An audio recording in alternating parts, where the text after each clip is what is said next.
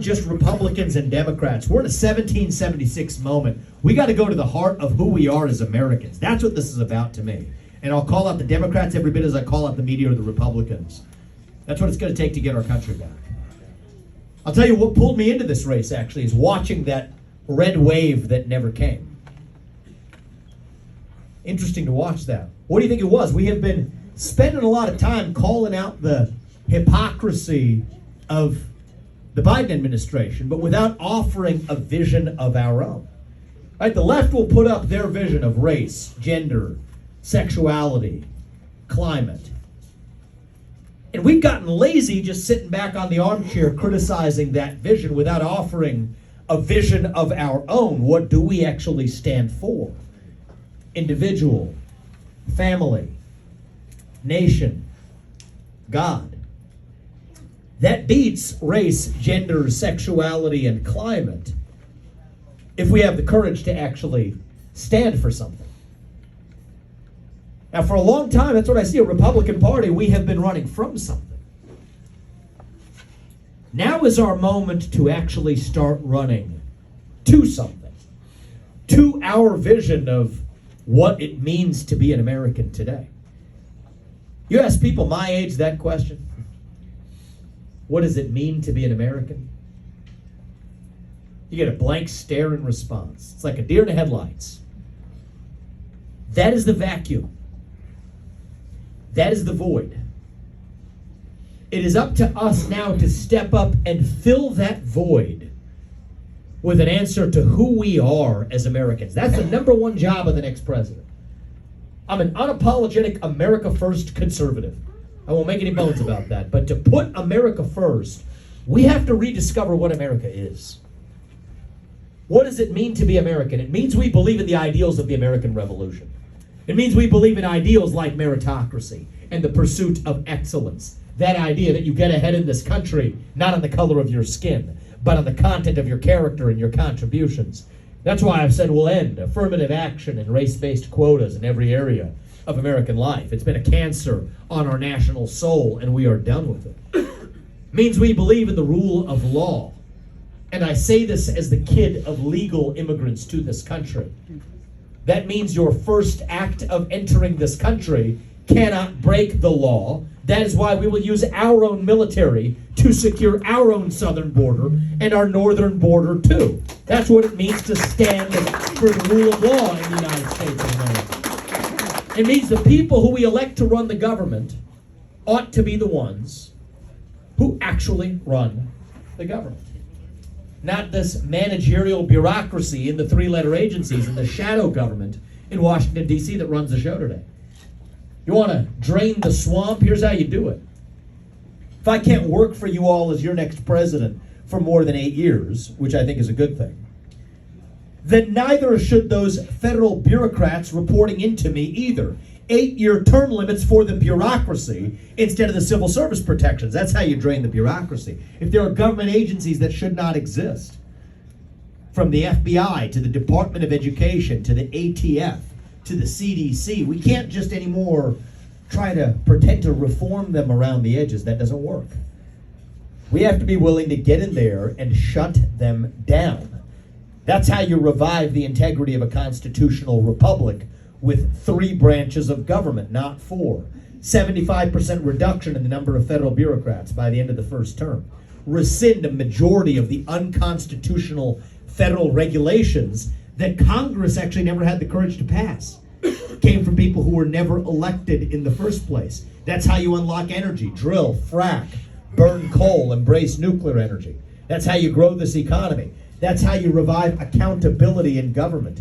I think we need a CEO in the White House to do it, to start with zero-based budgeting. Don't start with last year's budget as the baseline and then figure out how we mess around the edges of it.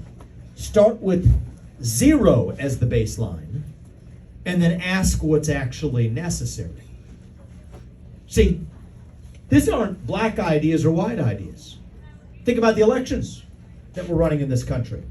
What does it mean to be an American? It means that we, the people, settle our differences in a constitutional republic where every citizen's voice and vote counts equally. That means we deserve and demand elections that we can trust. Single day voting on election day as a national holiday with paper ballots, government issued voter ID to match the voter file. The country that put a man on the moon can get that much done. These aren't even Democrat ideas or Republican ideas. They're fundamentally American ideals that we fought a revolution to secure in this country. Right. And I believe deep in my heart those ideals still exist. I'm running for president to revive them. E pluribus unum means something. From many, one. We celebrated, I'll tell you about my generation. This is where I can speak to you as a member of my generation. I'm 38 years old. I'm the youngest person ever to run for U.S. president as a Republican.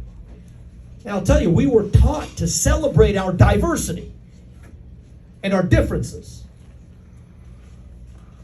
So much that we forgot all of the ways we're really just the same as Americans, bound by that common set of ideals. You want to get it back? Here's how we get it back. I'll tell you. You know the best measure of our country's health? It's not the number of green pieces of paper in our bank account. It's not even the number of ballots we cast every November. These things are important, but it's not the most important thing. The best measure of our country's health is the percentage of people who feel free to say what they actually think in public. Right now we're doing poorly.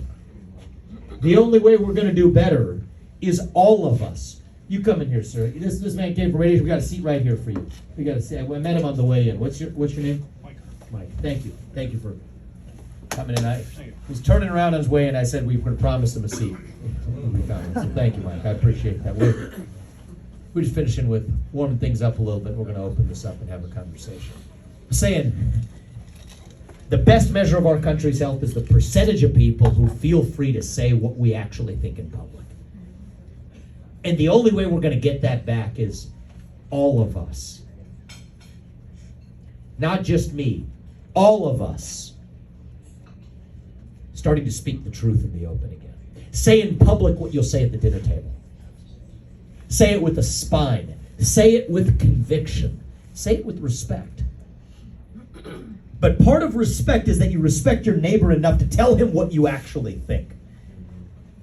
That is what this campaign is about. Speaking the truth. Not just when it's easy, but when it's hard. Speaking the truth, not just about the other side and the Democrats, but about the failures and the corruption in our own party, which is harder to do.